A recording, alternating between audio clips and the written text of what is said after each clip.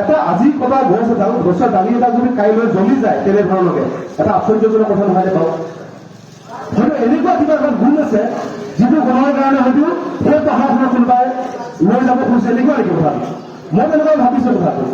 ইয়াত বিভিন্ন কিছুমান কথা আছে, যেনেকে বিজ্ঞানে কি কি কৰিছে তই নাজানো, তাৰ ভিতৰলৈকে গৈ তাত কি উৎঘাটন কৰিছে, কিন্তু আপোনালোকৰ অৱগত নহয় কথাখিনি।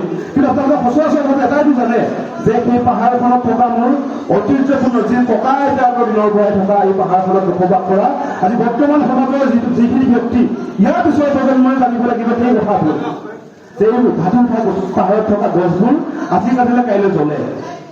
তাত থকা সেই ভেটেৰা শিলটোত তাত আমি ধান মেলো, ধান মেলা শিল, তাৰ ওচৰত থকা আমি খৰি মেলা শিল, এনেকে বিভিন্ন নাম আছে তাত।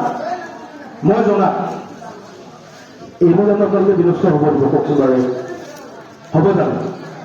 এইবোৰ জানো ভাঙি দিব দিব? আজি প্ৰজন্ম আমি মৰি যাম, কিন্তু পিছৰ প্ৰজন্মই এইটো বস্তু কেনেকে চিনি পাব? কওকচোন বাৰু।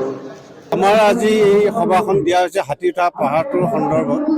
কাৰণ ইয়াৰ আগতে আজি 10-12 দিনমান হৈছিল তেওঁলোকৰ যিটো এই নাম কয় ভাস্কৰ শৰ্মা বোলে, তেওঁ সেইদিনা আহিছিল।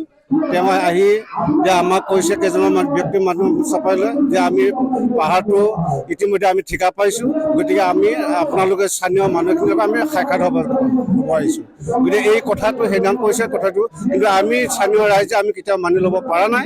গতিকে তেওঁলোকে আমি সেইদিনা কৈছোঁ আপোনালোকে আমাৰ এই বানপীড়িত অঞ্চল, এই বানপীড়িত যেতিয়া হ'ব ভৰাবৰ পানী হ'ব, তাত গৰু ছাগলী মানুহ দুনু সমস্ত ধান চাউলৰ পৰা আদি কৰি এই পাহাৰটো শিবিৰ হিচাপে থকা যায়। এনেহেন পাহাৰটো যদি ধ্বংস কৰা হয়, গতিকে আমাৰ এই অঞ্চলৰ মানুহৰ বৰ হাৰাশাস্তি হ'ব। গতিকে আপোনালোকে এইটো কেতিয়াও এইটো ধ্বংস হ'ব নিদিম। গতিকে আপোনালোকে যেনেকৈ আহিছে তেনেকৈ যাওক আৰু দ্বিতীয়বাৰ এইবিলাক ক্ষেত্ৰলৈ নাহিব। সেই উদ্দেশ্যে আজি এই সভাখন দিয়া হৈছে। এই সভাখন হৈছে এখন গাঁৱৰ ৰাজমেল, গ্ৰাম্যৰ ৰাজমেল। কিন্তু কথাটো আজি যিটো ইছ্যু হৈছে আমাৰ পাহাৰটোৰ ক্ষেত্ৰত আমি শুনিবলৈ পাই আছোঁ, আৰু মাজে মাজে মানুহ আহি আছে, পাহাৰটো চাইছে, শিলবিলাক পৰীক্ষা কৰিছে, জানিব পৰা মতে ইয়াত কিবা গ্ৰেনেড শিল। গতিকে আমি আজি গোটেই ৰাইজে দেখিছে, মিডিয়া পাৰ্চনে গোটেইখিনি দেখিছে আজি কিমান মানুহ। গতিকে আমি গোটেইখিনি একত্ৰিত হৈ এই যুৱ সমাজে আজি এই সভাখন যে আমি পাতিছোঁ, ইয়াত কোনো সভাপতি নাই, কোনো ছেক্ৰেটাৰী নাই, আমি স্বতঃস্ফূৰ্তভাৱে সকলোৱে ওলাই আহিছে যে আমি পাহাৰটো ৰক্ষা কৰিব লাগিব। পাহাৰটো হ'ল আমাৰ সম্পদ, আমাৰ প্ৰাকৃতিক যি সৌন্দৰ্য আমাৰ তাক খুব সুন্দৰভাৱে বৰ্ধন কৰি আছে। গতিকে আমাৰ পাহাৰটোৱে হ'ল আমাৰ ভৱিষ্যত। গতিকে আমি এইটো কোনো কাৰণতে বনীয়া হাতত আমি কোনো কাৰণতে দিব নোৱাৰোঁ। আমি ইয়াত একেমুখে ক'ম, পাহাৰ যেনেদৰে আছে পাহাৰ তেনেদৰে থাকিব।